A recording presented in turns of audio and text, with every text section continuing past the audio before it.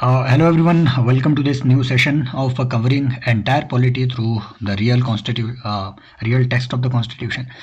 This is our Bare Act series, especially for the UPSC CSC 2025, 26, 27, 28, 29, 30. जब तक Indian polity ऐसी रहेगी, constitution ऐसा रहेगा, तब तक आपके लिए बेनिफिशियल रहेगा. आप कभी भी आकर के एक्सेस कर सकते हैं. यूट्यूब पे ये सारे सेशंस आपके फ्री में अवेलेबल रहेंगे, या फिर आप civilspot.in पे जाकर के एनरोल कर सकते हैं कोर्स में.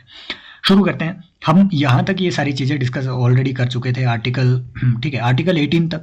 और आप जानेंगे कि एक बार उन सेशंस को जाकर देख लीजिएगा कि देखिए national award, civilian awards, civil awards, इन सब चीज़ों पे किस तरीके से उन्होंने क्वेश्चन पूछे हुए हैं. बहुत ही डिटेल में कुछ नीटी ग्रिटीज को हमने डिस्कस किया है ना. फॉर एग्जांपल कल के लिए अगर जैसे इन्होंने यहाँ पे भारत रत्न में क्वेश्चन पूछे भी हुए हैं, राइट, यहाँ देखिए नेशनल अवार्ड्स पे, भारत रत्न पे, और 2021 में सीएससी में भी भारत रत्न वगैरह पे इन्होंने क्वेश्चन पूछे हुए हैं, राइट. अगर ऐसे कोई सवाल आपसे पूछे जाएं तो डेफिनेटली इस एक टेक्स्ट के थ्रू आप वो सारी चीज़ें आंसर कर पाएंगे कि भारत रत्न वगैरह इस तरीके के अवार्ड आए कब कब कब इनको जो है हॉल्ट में रखा गया, और सुप्रीम कोर्ट का इसमें क्या व्यू है, और इससे रिलेटेड सुप्रीम कोर्ट के कुछ केस लॉज हैं, जैसे Balaji Raghavan versus union of India, such cases, ठीक है, इंदिरा जयसिंह केस एट्सेट्रा. तो इन सब चीज़ों में हम ऑलरेडी इन सब चीज़ों को डिस्कस कर चुके हैं. आगे बढ़ते हैं. आगे बढ़ते हुए हम अब आर्टिकल 19 तक पहुंच चुके हैं, इंडियन कॉन्स्टिट्यूशन का आर्टिकल 19. और आज के सेशन में हम सिर्फ आर्टिकल 19 को कवर करने की कोशिश करेंगे विद इन 20 मिनट्स, क्योंकि देखिए आर्टिकल 19 और आर्टिकल 21 से स्पेसिफिकली वो आपसे बहुत ही ज़्यादा सवाल पूछ रहे हैं. तो इन दोनों को अलग से मैं, है ना, अभी जैसे इस सेशन में आर्टिकल 19 और 20 दोनों को कवर करेंगे. यहाँ 20-25 मिनट की मैं रखने की कोशिश करूँगा इस सेशन को, और वो भी इस तरीके से कि सुप्रीम कोर्ट की वेरियस केस लॉज में क्या ऑब्जर्वेशन रही है, कि आर्टिकल 19 के अंदर भी सटली क्या चीज़ें आपसे पूछी जा सकती है कि हाँ दिस राइट क्या फंडामेंटल राइट है, is this right a fundamental right etcetera etcetera. और फंडामेंटल राइट है तो कौन से आर्टिकल के तहत है, आर्टिकल 19 के तहत या आर्टिकल 21 की जुडिशियल एक्सप्लेनेशन के तहत ये कंसिडर होता है. तो इन सब चीज़ों को हम यहाँ पे देखेंगे. अभी देखिए आर्टिकल 19 क्या कह रहा है. जैसा आप सभी ने अपनी लक्ष्मीकांत वगैरह में भी पढ़ा होगा कि ये हमें कुछ फ्रीडम्स देता है. कितनी फ्रीडम्स? 6 तरीके की हमें ये फ्रीडम दे रहा है. एज ऑफ नाउ 6, पहले इसमें 7 थी, और एक फ्रीडम को हटा दिया गया.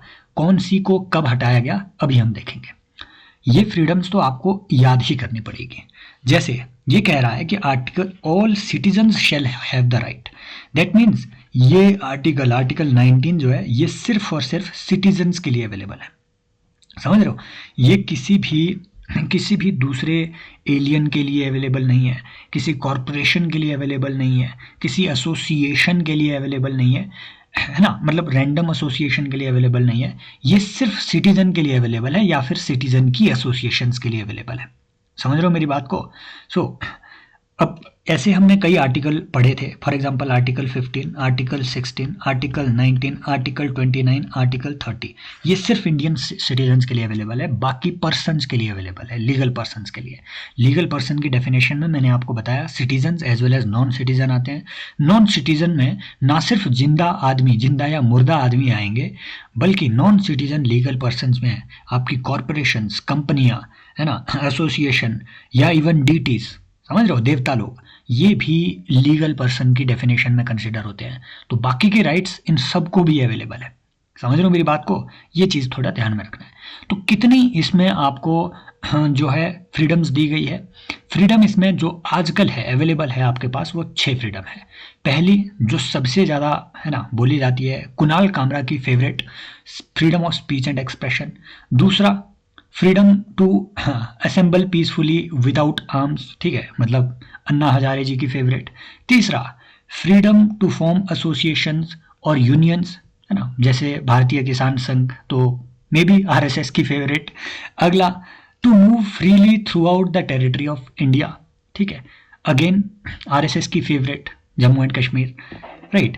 Then to reside and settle in any part of the territory of India, maybe again, and then practice any profession or to carry any occupation, trade or business. यहाँ पे F भी एक फ्रीडम थी. Freedom to acquire property. So अगर वो आपसे बोले कि right to property Indian constitution में जो आजकल आर्टिकल 300A में रखा गया है 44th कॉन्स्टिट्यूशन अमेंडमेंट एक्ट के बाद, ये अब फंडामेंटल राइट नहीं है। मोरारजी देसाई ने इसे हटा दिया था। Morarji Desai he was having थोड़ा सोशलिस्ट एटीट्यूड, सोशलिस्ट माइंडसेट। तो ये जो आर्टिकल 300A है, ये पहले नो डाउट आपके आर्टिकल 31 का हिस्सा था। तो ये जो राइट टू प्रॉपर्टी है, फंडामेंटल राइट, आर्टिकल 31 से हटा करके यहां डाल दिया गया। But fundamental right to property सिर्फ यही नहीं था, सिर्फ आर्टिकल 31 में नहीं मेंशन था, यहां भी मेंशन था एफ, जिसको कि अब ओमिट कर दिया गया है। यहां ये बात लिखी हुई थी कि हर इंसान के पास, हर इंडियन सिटीजन के पास फंडामेंटल राइट होगा to acquire property in India. ये एक फ्रीडम होगी to acquire property. But then 44th constitution amendment act आया और इसे यहां से ओमिट कर दिया गया। समझ रहे हो? तो ये कुछ बातें आपको ध्यान में रखनी है। जितनी हमने ये फ्रीडम्स पढ़ी, फ्रीडम्स पढ़ना अच्छी बात है, लेकिन इससे भी बढ़िया जो और इससे भी जरूरी बात है वो है जुडिशियल इंटरप्रिटेशंस को जानना। क्योंकि यहां तक तो सभी को मालूम होता है कि 6 फ्रीडम्स है, ये आपको पढ़ने ही पड़ेगी। बट जुडिशरी में freedom of speech and expression पे क्या क्या चीजें बोली हुई है, क्या फ्री स्पीच होगी, क्या फ्री स्पीच नहीं होगी, कौन सी लिमिटेशन होगी, ये जानना बहुत जरूरी है। नंबर 1 आपको क्या जानना है? नंबर 1 आपको जानना है constitutional limitations on each freedom. I am giving you an example. In 2023 there was a question कि व्हाट, है ना, कि इसके बारे में कि what are the limitations on the freedom of movement throughout the territory of India provided in the constitution. वो सीधा आपसे पूछ रहा था कि कॉन्स्टिट्यूशन में कौन कौन सी लिमिटेशंस प्रोवाइड की गई है, limitations on the freedom to move freely throughout the territory of India. इस पे कौन कौन सी लिमिटेशंस है, वो कॉन्स्टिट्यूशन में मेंशन्ड लिमिटेशन आपसे पूछ रहा था। तो वो सिर्फ 2 ही लिमिटेशंस है। ऐसे ही वो आपसे कल इस पे भी पूछ सकता है, इस पे भी पूछ सकता है ना, इस पे भी पूछ सकता है, मेंस में पूछ सकता है, प्री में पूछ सकता है कि कॉन्स्टिट्यूशन प्रोवाइड्स फॉर, मान लो अगर इसके लिए वो ये दे दे कि constitution provides for the limitation of public order, health and morality, है ना, या फिर मतलब वो अगर वो आपसे आपको एक स्टेटमेंट कुछ गड़बड़ करके ऐसी दे दे कि constitution prescribes friendly relations with foreign states as one of the limitation on freedom of movement, तो वो आपकी गलत स्टेटमेंट हो जाएगी। आपको हर एक राइट पे कौन कौन सी लिमिटेशंस लगी हुई है वो आपको फिंगर्स पे याद रहनी चाहिए, एटलीस्ट आइडिया होना चाहिए। और आपके एम लक्ष्मीकांत में इस आर्टिकल पे फालतू के 10, है ना, 3-4 पेजेस इसमें कम से कम फालतू के इस एक आर्टिकल पे दिए हुए हैं, सिर्फ लिमिटेशन को एक्सप्लेन करते हुए। मैं आपको इजीएस्ट मैनर में 5 मिनट में सारी लिमिटेशंस बता रहा हूँ, 2-3 बार इसको बार बार रट लेना। आर्टिकल 19 सब सेक्शन ए, जो कि freedom of speech and expression की बात कर रहा है, ये जो आर्टिकल 19 है, आर्टिकल 19 सब सेक्शन ए, इस पे जो लिमिटेशन प्रेस्क्राइब की गई है वो आर्टिकल 19 सब सेक्शन 2 में प्रेस्क्राइब की गई है। ये आपको ये पढ़ना नहीं है ना, मैं आपको बता रहा हूं कि अभी के लिए इसमें लिमिटेशंस क्या क्या है, फिर मैं बताऊंगा कि ओरिजिनल कौन सी थी, बाद में कौन सी ऐड हुई, इसकी एक पूरी कहानी भी है, ठीक है। तो इसको हम बहुत ही ब्रॉडली डिस्कस करेंगे सबसे पहले तो, क्योंकि इससे सबसे ज्यादा क्वेश्चन बनते हैं। 8 लिमिटेशंस आपको ध्यान में रखनी है, 8 लिमिटेशंस आर देयर जो आपको ध्यान में रखनी है। वो क्या क्या है? Sovereignty and integrity of India, इस पे भी एक सवाल बन सकता है ना, इस पूरे फ्रेज पे भी एक सवाल बन सकता है कि ये कॉन्स्टिट्यूशन में कब ऐड किया गया। क्योंकि नॉर्मली लोगों को क्या लगता है कि इंटेग्रिटी, जो कि हम पढ़ते भी हैं, हम नॉर्मली टिक कर देंगे कि हाँ जो इंटेग्रिटी वर्ड है, यूनिटी एंड इंटेग्रिटी, वो 42nd अमेंडमेंट एक्ट से हमारी प्रीएम्बल में ऐड किया गया। उससे पहले कॉन्स्टिट्यूशन में कहीं इंटेग्रिटी वर्ड था क्या? यस, इंटेग्रिटी वर्ड था। ओरिजिनली था क्या, या फिर कब वो ऐड किया गया, ये अभी हम इसमें देखेंगे, ठीक है। तो sovereignty and integrity of India is one limitation. दूसरी limitation is security of states, ठीक है, SOS, security of state, sovereignty and integrity of India, security of state, friendly relations with foreign countries, ठीक है। अगला पब्लिक ऑर्डर, ठीक है। अगला morality, अगला contempt of court, contempt of court, ठीक है। एंड नेक्स्ट डिफेमेशन और इंसाइटमेंट ऑफ एन ऑफेंस, ठीक है। एंड नेक्स्ट इज, ठीक है, there is one more limitation जो कि public order, contempt of court, defamation, incitement of offence. I think हमने सारी कर ली क्या, डिसेंसी और मॉरलिटी, यस यस। तो हाँ, सारी लिमिटेशंस यही है आपकी। Sovereignty and integrity of India, ये जो फ्रेज है ना, sovereignty and integrity of India, ये फ्रेज ऐड किया गया है बाद में कॉन्स्टिट्यूशन में। There was 16th constitution amendment act, आपको याद नहीं रखना है, मैं आपको स्टोरी बता रहा हूँ कि sovereignty and integrity of India as a limitation इसमें ओरिजिनली नहीं थी, ये बाद में ऐड की गई है। 16th कॉन्स्टिट्यूशन अमेंडमेंट एक्ट के थ्रू ये sovereignty and integrity of India phrase इसमें ऐड किया गया है। यहाँ देखिए, ये मैंने बाद में, ठीक है, ये अराउंड 1961 के आसपास ये ऐड किया गया। एंड इनफैक्ट कॉन्स्टिट्यूशन में अलग अलग जगह पे sovereignty and integrity of India ये फ्रेज डाला गया through 16th constitution amendment act.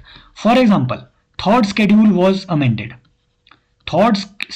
Was amended, सारी ओथ और अफर्मेशन जितनी भी वहां पे लिखी हुई थी, पहले उसमें सिर्फ सोवरेनिटी वर्ड आता था, सारी ओथ को अमेंड करके जो थर्ड शेड्यूल में दी गई है, सबको अमेंड करके उसमें sovereignty and integrity of India ये वर्ड डाला गया।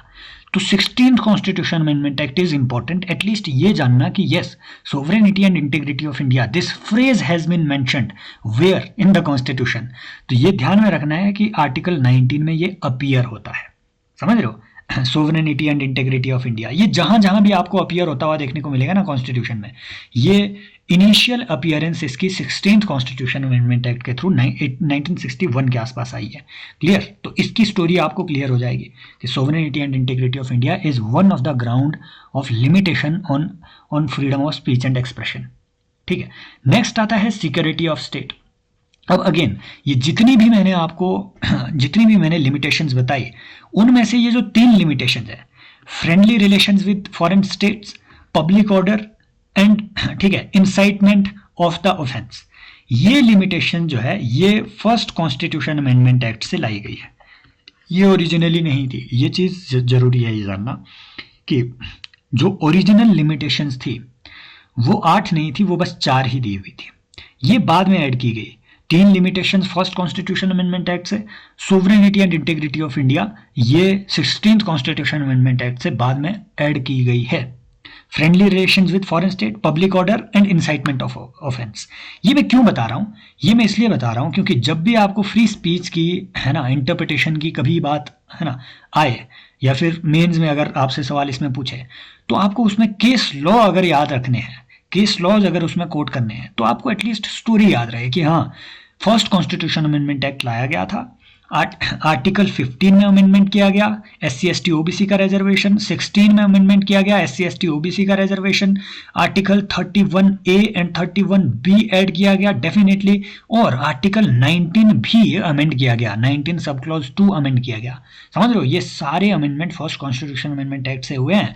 इस पे फर्स्ट कॉन्स्टिट्यूशन अमेंडमेंट एक्ट पे देयर वाज अ PYQ इन 2023, जा करके देख लेना।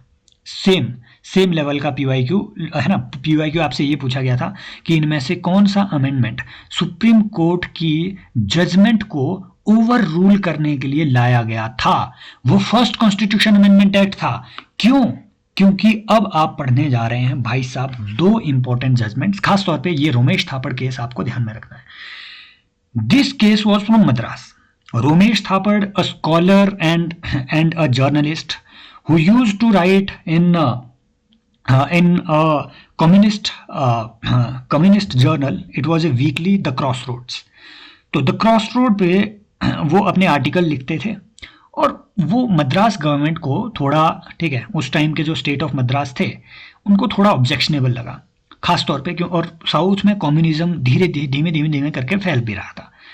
तो स्टेट ऑफ मद्रास ने, मद्रास का जो maintenance of public order act था, ठीक है, इस पब्लिक ऑर्डर एक्ट के थ्रू स्टेट ऑफ मद्रास ने रोमेश थापड़ के सारे आर्टिकल्स और जो मैगजीन थी द क्रॉसरोड्स, उस पे बैन लगा दिया। एक और केस उसी टाइम पे हुआ था कि हाँ, आरएसएस की जो मैगजीन थी द ऑर्गेनाइजर, ठीक है, ऑर्गेनाइजर पे भी बैन लगा दिया गया था, खास तौर पे after the sad demise of Mohandas Karamchand Gandhi ji. उनके डिमाइस के बाद द ऑर्गेनाइजर पे बैन लगा दिया गया था गवर्नमेंट ऑफ इंडिया के द्वारा, तो उनका भी केस चल रहा था, है ना। इनफैक्ट उसके बाद तो आरएसएस पे 2 साल तक बैन ही रहा, तो इनका अलग से केस चल रहा था, ऑर्गेनाइजर का भी केस चल रहा था। दोनों केसेस में सुप्रीम कोर्ट की एक जजमेंट आई, और खास तौर पे सुप्रीम कोर्ट ने रमेश थापड़ कोर्ट में फ्रीडम ऑफ फ्री स्पीच पे अगर आपको कुछ कोट करना है, ये एक बात कही, इंपॉर्टेंट बात ये कही कि ये देखिए, ये पूरा केस की ये पूरी समरी है, ठीक है, रियल टेक्स्ट है, केस की क्या जजमेंट रही। रियल टेक्स्ट ये कह रहा है कि freedom of speech and expression includes freedom of propagation of ideas, that freedom is ensured by freedom of circulation. So freedom of circulation is essential component of free speech. समझ रहे हो मेरी बात को? Freedom of circulation is essential component of free speech.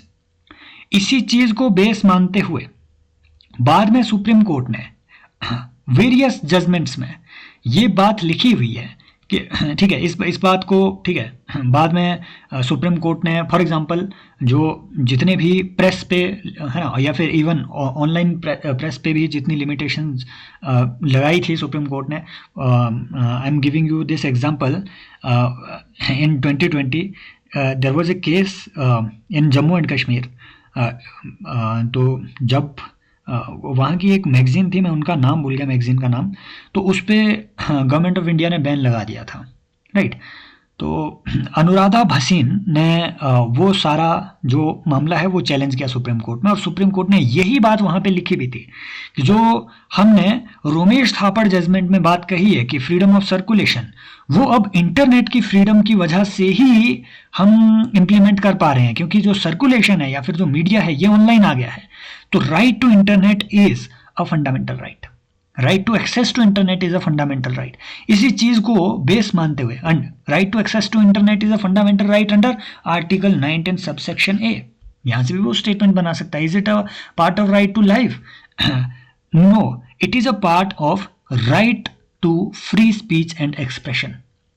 और एक और चीज़ है इसमें, राइट टू इन्फॉर्मेशन ऑल्सो, ठीक है, ये हम अभी आगे जानेंगे, राइट टू इन्फॉर्मेशन, ये भी सुप्रीम कोर्ट ने बोला हुआ है कि this is one of the fundamental rights as well. तो ध्यान में रहना है कि रमेश थापड़ की ये जो केस आई थी, जजमेंट आई थी 1950 में, और जो फर्स्ट कॉन्स्टिट्यूशन अमेंडमेंट एक्ट आया वो आया है 1951 में। तो इसी चीज है ना, इन्हीं 2 जजमेंट्स की वजह से बकायदा अमेंडमेंट किया गया कॉन्स्टिट्यूशन में, और ये चीजें उसमें खास तौर पे रमेश थापड़ ने, है ना, जो इनके मेन आर्टिकल्स थे, ये जो उस टाइम पे नेहरू और लियाकत अली खान के बीच में जो उस टाइम पे समझौता, ठीक है, समझौते की बात चल रही थी, और इंडिया और पाकिस्तान के बीच में उस टाइम के जो रिलेशंस हम इस्टेब्लिश करने की कोशिश कर रहे थे, तो इसके अगेंस्ट बहुत सारी बातें जो है रमेश थापड़ जी के वहाँ पे आर्टिकल्स में देखने को मिली थी। इनफैक्ट द ऑर्गेनाइजर के केस में भी यही था। तो स्पेसिफिकली ये क्लॉज इसमें डाला गया कि friendly relations with foreign state, आप इसके खिलाफ नहीं बोल सकते हैं कि हमारे कहीं फ्रेंडली रिलेशन खराब ना हो जाए। पब्लिक ऑर्डर, है ना, इंसाइटमेंट टू एन ऑफेंस, ये सब चीज़ें इसमें, ठीक है, इंक्लूड की गई।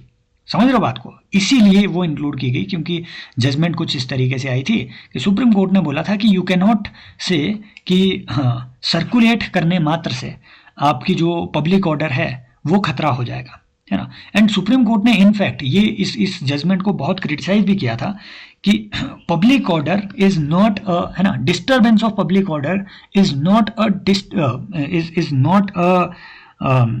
a threat to the sovereignty of the country because it does not amount to aggression। Supreme court की कुछ इस तरीके की टिप्पणी इसमें आई थी।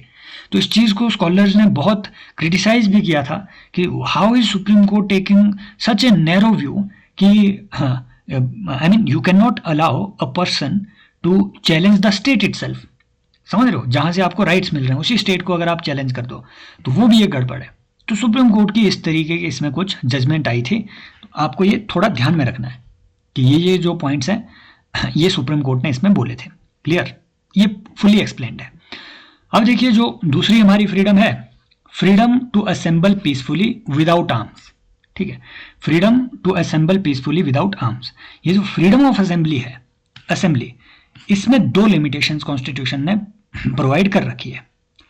एक लिमिटेशन वही है sovereignty and integrity of India, ठीक है, sovereignty and integrity of India. दूसरी लिमिटेशन है पब्लिक ऑर्डर। क्लियर? तो 2 लिमिटेशंस, और तीसरी लिमिटेशन है कि एनी अदर लिमिटेशन, है ना, any other reasonable restriction that the state may deem fit. तो आप डेफिनेटली फ्रीडम ऑफ असेंबली कर सकते हैं, कहीं पे असेंबल हो सकते हैं, लेकिन विदाउट आर्म्स, इस तरीके से कि कहीं sovereignty and integrity of India को आप थ्रेटन ना करें, दूसरा पब्लिक ऑर्डर आप मेंटेन करें। ये दोनों limitation freedom to form association में भी लगती है। आप एसोसिएशन कोई भी फॉर्म कर सकते हैं, है ना, लेकिन एडिशनल लिमिटेशन इसमें यह है कि मॉरलिटी भी इसमें लिखा गया है। दैट मीन्स आप एसोसिएशन बना सकते हैं, बट वो इमोरल नहीं होनी चाहिए वो association, right. For example, you can not form an association whose ambition, sole ambition is to spread communal hatred। समझ रहे हो? तो ये आप जो है फ्रीडम ऑफ एसोसिएशन के अंतर्गत वो नहीं आएगा।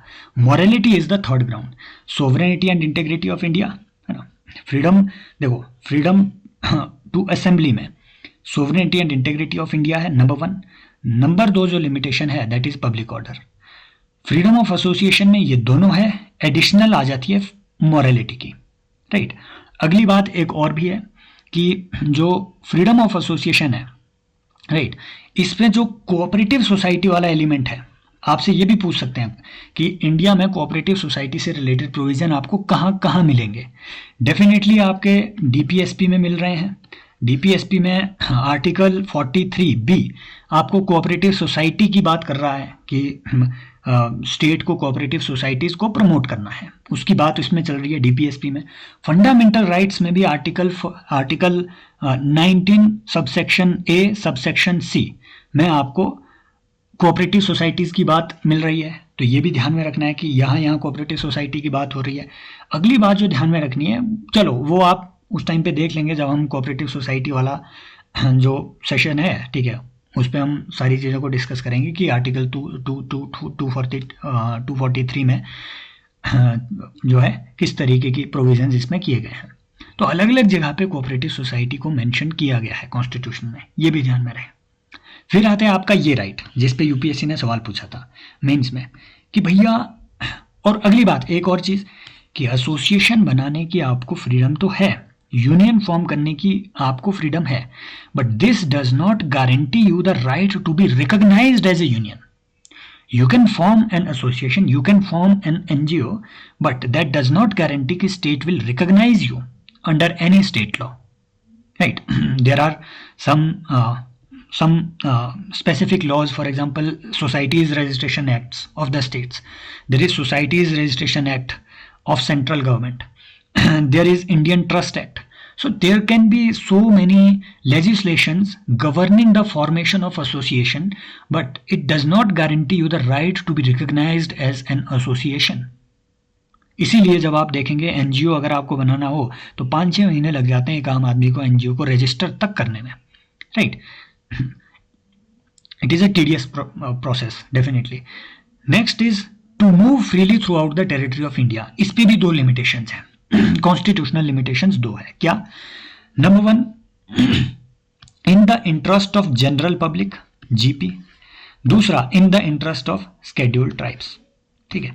तो जनरल पब्लिक के इंटरेस्ट में अगर स्टेट को लगे कि आप जो है, for example, there was I mean a crisis, political crisis, social crisis in Manipur, and there were so many leaders, including the main opposition leader, Shriman Rahul Gandhi ji, who wanted to visit the state, but his visit was cancelled. Why? Because the state government did not allow him to enter the state.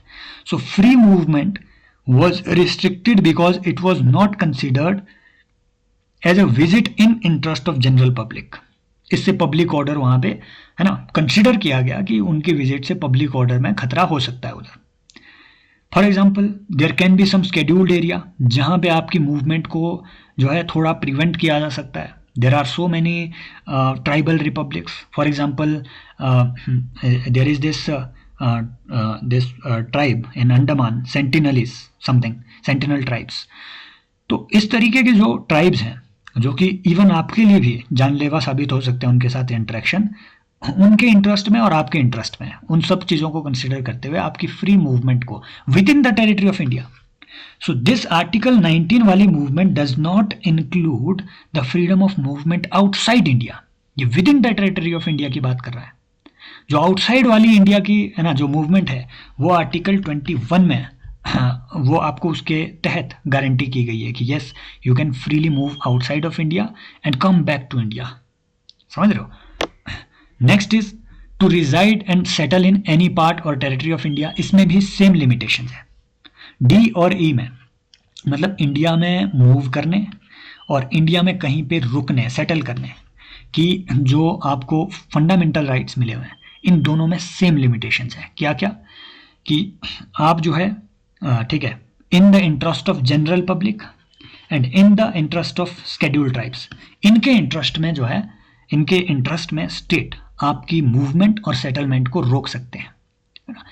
There is another ठीक है another perspective to it by the Supreme Court of India. It has been clarified कि in the interest of general public means कि if there is any danger to health of the people, तो उस ground पे भी आपकी movement और settlement को रोका जा सकता है.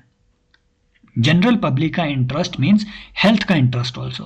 For example the movement of prostitutes, free movement of prostitutes, it can also be regulated and prevented. Right. Then there comes another freedom, that is economic freedom, कि आप जो है कोई भी प्रोफेशन को ठीक है प्रैक्टिस कर सकते हैं.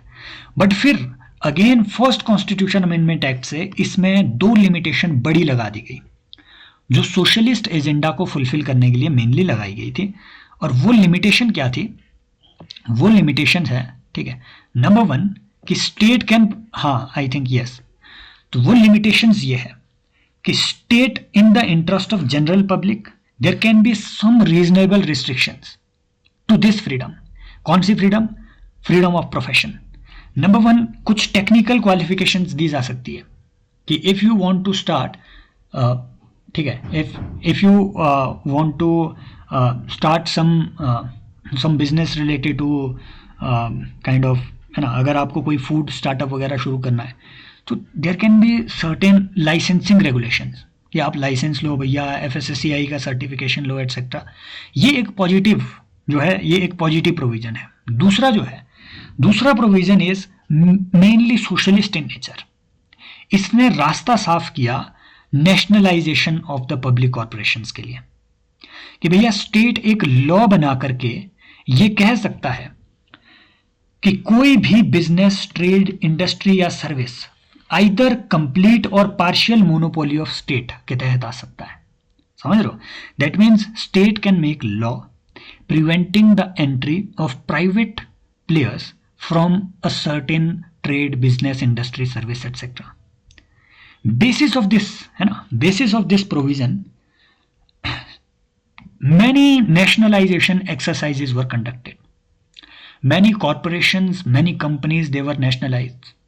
Even before that RBI was nationalized. जब ये आपका ठीक है ये प्रोविज़न आया उससे पहले जो है RBI में जो शेयर्स थे वो कुछ बैंकों के द्वारा ठीक है होल्ड किए जाते थे. बाद में RBI को नेशनलाइज किया गया. I think 1949 was the year. तो RBI इससे पहले ऑलरेडी नेशनलाइज हो चुका था. Then there was a massive exercise of nationalization of public corporations in various sectors, right? And then banking nationalization वगैरह ये सब चीज़ें 1959 समथिंग की जो एक्सरसाइज थी और उसके बाद इंदिरा गांधी के दौर में जो नेशनलाइजेशन हुआ, ऐसी बहुत सारी नेशनलाइजेशन एक्सरसाइजेस इसी ग्राउंड के इसी चीज़ के ग्राउंड पे हुई. And then even now there are certain regulated activities in India जिसमें कोई प्राइवेट पार्टी जो है पार्टिसिपेट नहीं कर सकती है. फॉर एग्जांपल एटॉमिक एनर्जी, इसमें प्राइवेट सेक्टर इंडिया में अलाउड नहीं है. इट इज़ अंडर 100% गवर्नमेंट, ठीक है, गवर्नमेंट के कंट्रोल में ये 100% है. एटॉमिक रिएक्टर को इंडिया में ओन करना सिर्फ गवर्नमेंट एजेंसी ये कर सकती है, अडानी अंबानी भी नहीं कर सकते हैं, है ना। फॉर एग्जांपल जो है देन एफडीआई की रेगुलेशन इसमें आती है, ठीक है, कि स्टेट ने इसी ग्राउंड पे बहुत सारी ठीक है बहुत सारे सेक्टर्स में जो फॉरेन डायरेक्ट इन्वेस्टमेंट है उसको प्रोहिबिट कर रखा है। फॉर एग्जांपल इंडिया में टोबैको प्रोडक्ट्स पे आप जो है वो फॉरेन एफडीआई नहीं ला सकते हैं। फॉर एग्जांपल इंडिया में एटॉमिक एनर्जी में आप फॉरेन डायरेक्ट इन्वेस्टमेंट नहीं ला सकते हैं। लॉटरीज में इंडिया में एफडीआई अलाउड नहीं है। तो इन्हीं सारे, है ना, इसी ग्राउंड के बेसिस पे ये सब जो है प्रोटेक्शंस लाई गई है इंडिया में। क्लियर? तो ये थोड़ा ध्यान में रखना है। इसी के साथ वो जो बड़ा चैप्टर है ना, बड़े से चैप्टर का सबसे बड़ा हिस्सा है 3-4 पेजेस का एम लक्ष्मीकांत, वो आपका इसमें कंप्लीट हुआ। लेकिन इसको थोड़ा और देखेंगे हम, क्योंकि सुप्रीम अगर यूपीएससी क्वेश्चन बनाएगा वो डायरेक्टली यहाँ से नहीं बनाएगा। ये तो बड़ा इजी सा पार्ट है, सभी को मालूम होता है। थोड़ी चीज़ें हम देखेंगे कि कुछ राइट्स हैं जो सुप्रीम कोर्ट ने अपनी वेरियस जजमेंट्स में कहा है कि यस ये राइट्स जो हैं इनको हम कंसिडर करेंगे एज पार्ट ऑफ आर्टिकल 19। वो कौन कौन से राइट्स हैं? You don't need to remember these cases, I will narrate the stories of the cases कि इस केस में क्या हुआ था, ताकि आपको याद, एटलीस्ट कॉन्टेक्स्ट याद रहे। But you don't need to remember all these cases. जो याद रखने हैं वो मैं आपको बताऊंगा, मेंस के लिए जरूरी है। For example there was this case Prabhu Dutt versus union of India. इसमें सुप्रीम कोर्ट ने इसमें स्पेसिफिकली कहा था कि जो राइट टू नो है, कौन सी चीज? Right to know the news, जो पब्लिक इंफॉर्मेशन है, basically any information which is public in nature, उसको जानने का अधिकार हर सिटीजन का है, और ये आपके आर्टिकल 19 का ही हिस्सा है। अगला, इंफॉर्मेशन, जो राइट टू इंफॉर्मेशन है, definitely it is a part of fundamental right. Right to information is a fundamental right, but does right to information apply to any private citizen? No. This fundamental right is available only against the state or the public authority. So you cannot go to Ambani's or Adani's and you cannot ask them to disclose the information regarding their business. But you can, if that information is public in nature, you can approach your government and ask your government कि मुझे इस nature की इस particular चीज से related information आप दीजिए। So right to information is a fundamental right, yes, but it is limited only to the information which is public in nature. समझ रहे हो बात को? तो ये हर तरीके के इंफॉर्मेशन को कवर नहीं करता है। इनफैक्ट आरटीआई एक्ट में ही, जो बाद में आरटीआई एक्ट आपका आया, आरटीआई एक्ट में ही देयर इज अ सेक्शन 8 जिसमें वेरियस लिमिटेशंस बताई गई है कि ठीक है, ये लिमिटेशंस होगी जिसके ग्राउंड पे हम इंफॉर्मेशन को विदहोल्ड कर सकते हैं। उसमें लिमिटेशंस वही है, sovereignty and integrity of India, security of state, हाँ ठीक है, public order, and then important बात यह है कि उसमें एक क्लॉज ये भी है कि any information which is under official secrets act, जरूरी नहीं है उसको भी डिस्क्लोज करना, कुछ एक्सेप्शंस उसमें दिए गए हैं, ठीक है। For example if there is some information जो कि ठीक है, जो कि स्टेट की ठीक है, जो सिक्योरिटी एजेंसीज हैं उनसे रिलेटेड हो, तो उसको वो विदहोल्ड कर सकते हैं। Why? Because it is in larger public interest. तो ये सब चीज़ें जो है, अगेन फंडामेंटल राइट्स जितने भी है वो लिमिटेशंस के साथ आते हैं, इसमें भी ये लिमिटेशन है। Then comes this case Rajnarayan versus state of UP. इस केस को आप सभी लोग जानते हैं, ठीक है, राजनारायण केस। वैसे आई थिंक मैंने राजनारायण केस की यहाँ पे समरी डाल के रखी हुई है साथ में, यस, ठीक है। Rajnarayan versus union of India, Rajnarayan versus state of UP. ये केस जो है, this case was mainly related to 1975 elections and इसी इलेक्शन में जो the then prime minister of India Indira Gandhi ji थी, उनके इलेक्शन को नलीफाई कर दिया गया था, जिसके बाद फिर इमरजेंसी के केसेस बने, राइट। तो राजनारायण जी वॉज हर मेन ओपोनेंट और उन्होंने इसको चैलेंज भी किया था, इस केस को। और मेनली केस इस बेसिस पे था कि जो इंदिरा गांधी जी है, माना जाता है कि उन्होंने वहाँ के जो लोकल एडमिनिस्ट्रेशन था उनके रिसोर्सेज को यूज करके लोकल इलेक्शन को इन्फ्लुएंस करने की कोशिश करी, मतलब उनके इलेक्शन को इन्फ्लुएंस करने की कोशिश करी। The then deputy district magistrate, he was I mean claimed to be very close to Indira Gandhi ji, and ये मतलब इसमें एलिगेशन लगाया गया कि इंदिरा गांधी जी ने मजिस्ट्रेट को डायरेक्टली वहाँ पे स्पेशली भेजा था इसी पर्पज से कि वो कुछ गैरीमेंडरिंग वहाँ पे इलेक्शन में कर सकें किसी भी तरीके की। तो इसी ग्राउंड पे राज नारायण जी ने केस को चैलेंज भी किया, इस इलेक्शन को चैलेंज किया। और इलेक्शन में एक इम्पॉर्टेंट बात, ठीक है, इस पूरे केस में एक इम्पॉर्टेंट बात साथ में ये कही गई कि उन्होंने कहीं से कुछ कम्युनिकेशन के डॉक्यूमेंट्स, ठीक है, कुछ कम्युनिकेशन के डॉक्यूमेंट्स जो कि ऑफिशियल कम्युनिकेशन हुई थी between central government and the deputy magistrate, उस डिस्ट्रिक्ट मजिस्ट्रेट, उस कम्युनिकेशन के कुछ डॉक्यूमेंट्स इन्होंने यहाँ पे पिटीशन में अटैच कर दिए राज नारायण जी ने। और जो स्टेट गवर्नमेंट थी उन्होंने राज नारायण जी पे उल्टा केस भी कर दिया कि ये हमारे स्टेट के डॉक्यूमेंट थे जो कि क्लासिफाइड थे, खास तौर पे ये इंफॉर्मेशन पब्लिक नेचर की नहीं थी। आप ऐसी इंफॉर्मेशन को विदाउट आर परमिशन कैसे एज एन एविडेंस किसी भी कोर्ट में रख सकते हैं? Why? Because there is an act called Indian evidence act. इसका section 123, you don't need to remember it, section 123 कहता है कि no one shall be permitted to give any evidence derived from unpublished official records relating to any unfair any affair of the state except with the permission of the officer at the head of the department concerned, who shall give or withhold such permission as he deems fit. So if there is any internal official communication between the state or any agency thereof, उस communication को आप without the head of the department of the state, ठीक है, उस head की permission के बिना even courts में भी जो है प्रोड्यूस नहीं कर सकते इंडियन एविडेंस एक्ट के अकॉर्डिंग। यहाँ से अच्छी स्टेटमेंट बन सकती है अगर उसको बनानी है तो, क्योंकि बेयर एक्ट से, लॉज से वो ऐसे स्टेटमेंट आपको, ठीक है, देता भी है। लेकिन फिर कोर्ट ने इसका, ठीक है, स्पेशल कॉग्निजेंस लिया और अलाउ कर दिया था राज नारायण जी को ऐसी कोई भी स्टेटमेंट फाइल करना। तो इसी केस में राज नारायण केस में ही सुप्रीम कोर्ट ने ये बात यहाँ पे, है ना, स्पेसिफिकली कही कैटेगरिकली कि right to know every public act, everything, है ना, is also a fundamental right. Everything that is done in public way by their public functionaries.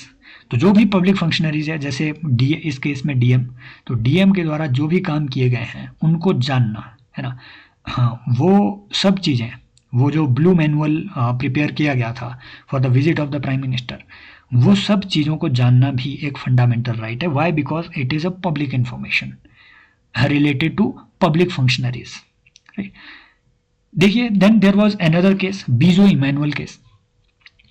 There comes a very very good question, है ना, कि क्या right या फिर freedom of speech and expression का हिस्सा फ्रीडम ऑफ नॉट स्पीकिंग ये भी होगा कि if you don't want to speak, are you free to do that? If for example if a police officer comes and knocks your doors tomorrow, वो आपसे पूछते हैं कि क्या आपने ये काम किया, you are not bound to answer it, you have freedom to not to speak. तो ये भी आपका right freedom of speech and expression का ही हिस्सा आता है। This was a famous case, Bijoe Emmanuel case, related to India's secular culture as well, and related to the national anthem and national song etc. also. It was a case related to Kerala as always. ऐसे जो cases हैं normally Kerala में ही ज़्यादा देखने को मिले हैं और मिलते भी हैं। Shafin Jahan versus union of India, it was related to Kerala. Bijoe Emmanuel case again related to Kerala. So it was a good case by the way. केस क्या था कि वहाँ पे एक स्कूल में कुछ बच्चे थे जिन्होंने who belong to a particular community, particular religion, and they refused to sing national anthem.